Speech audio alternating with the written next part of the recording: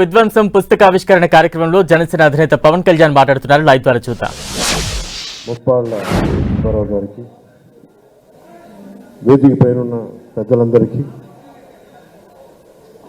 Telugu Desam party జాతీయ అధ్యక్షులు మాజీ ముఖ్యమంత్రి శ్రీ నారా చంద్రబాబు నాయుడు గారికి, ఈ సమావేశానికి వచ్చిన తెలుగుదేశం నాయకులకి, పెద్దలకి, మహిళలకి, అమరావతి రాజధాని ఉద్యమంలో పాల్గొన్న ఆడపడుచులందరికీ, నాయకులందరికీ పేరు పేరున నా హృదయపూర్వక ధన్యవాదాలు, హృదయపూర్వక నమస్కారాలు.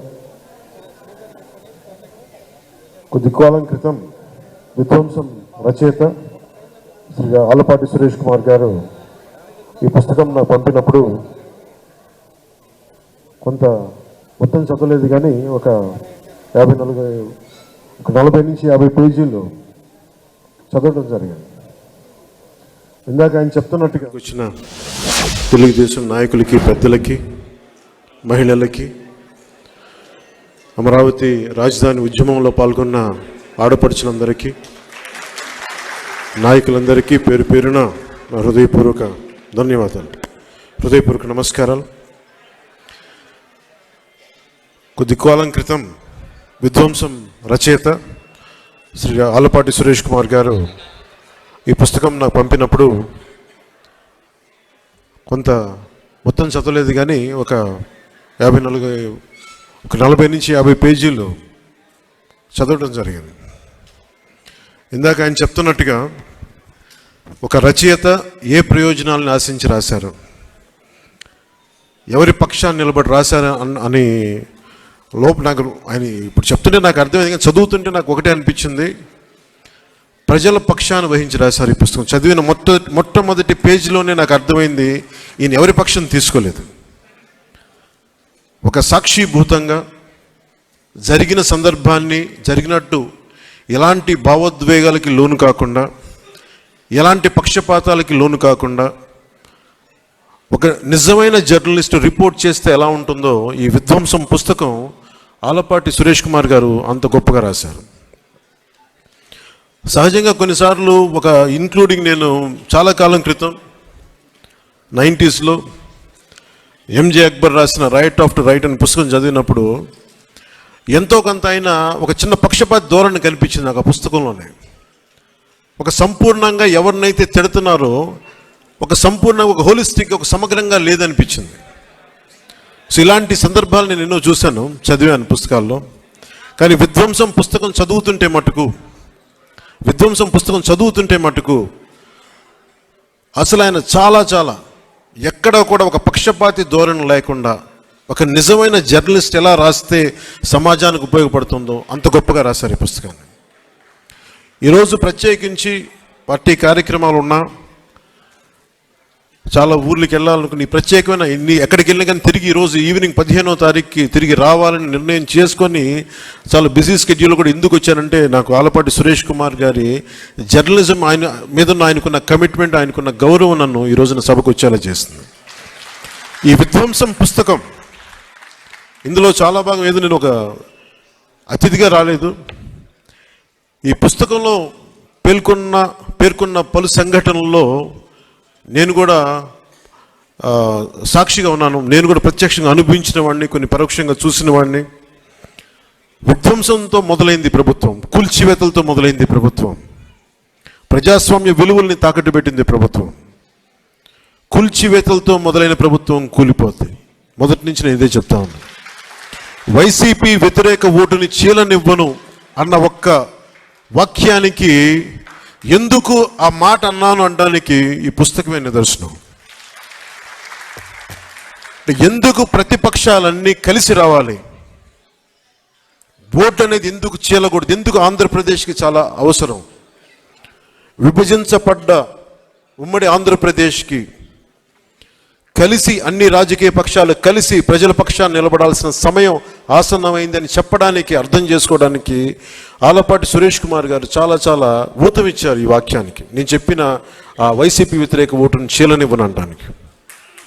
ఇది మనస్ఫూర్తిగా సురేష్ కుమార్ గారికి చాలా అత్యంత అద్భుతంగా మీరు ఈ పుస్తకాన్ని మీరు మీ జర్నలిస్టిక్ విలువలతోటి దీన్ని రచన చేసినందుకు మనస్ఫూర్తిగా మీకు హృదయపూర్వక ధన్యవాదాలు తెలుపుకుంటా ఉన్నాం.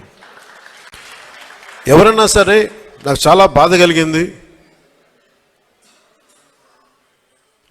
ఎలక్షన్లు అయిన వెంటనే ముందు కూల్చివేతలతో మొదలైతే అమరావతి రైతాంగం మీద, రైతుల మీద దాడి జరిగినప్పుడు నాకు ఒక్కొక్కళ్ళు మా జనసేన పార్టీ ఆఫీస్కి వచ్చి వాళ్ళ దెబ్బలు చూపిస్తూ ఉంటే గుండె కరిగిపోయింది, గుండె చెదిరిపోయింది ఆ బాధకి. ఆడపడుచుల మీద ఎన్ని రకాలుగా అగాయిత్యాలు చేసి పోలీసులు హై హ్యాండెడ్ బిహేవియర్ చాలా చాలా బాధ కలిగించింది.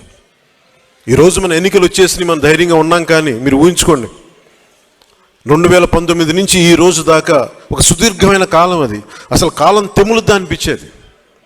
వీరి దాష్టీకానికి అసలు మనం తట్టుకోగలమా అనిపించేది.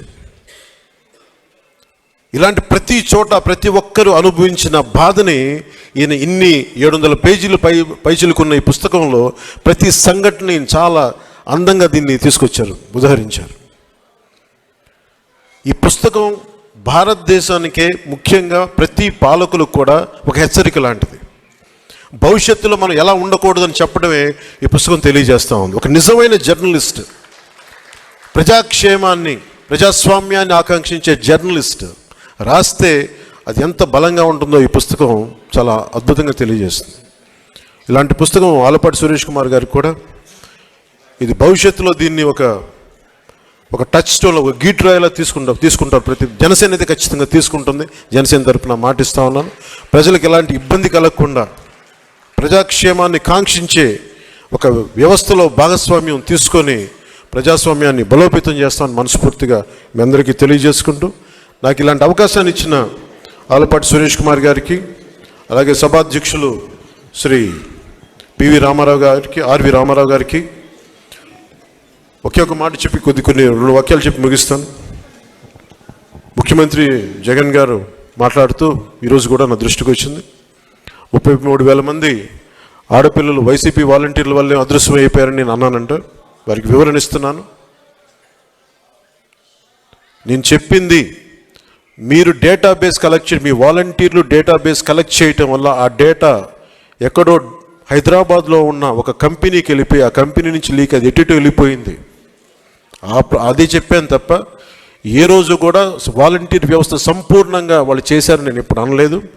వాలంటీర్ల మీద నాకు గౌరవం ఉంది, కానీ కొద్దిమంది వాలంటీర్లు చేసిన తప్పులకి వాలంటీర్ వ్యవస్థ మొత్తం చెడ్డ పేరు తీసుకొచ్చిందని చెప్పాను తప్ప వాలంటీర్ వ్యవస్థ ఏ రోజు కూడా మొత్తానికి చేసిన నేను ఏ రోజు చెప్పలేదు. అది ముఖ్యంగా వాలంటీర్స్గా పనిచేస్తున్న యువతకు ప్రత్యేకించి తెలియజేస్తాం. మీ భవిష్యత్తుకు కూడా మేమందరం అండగా నిలబడి ఉంటామని తెలియజేసుకుంటా ఉన్నాం.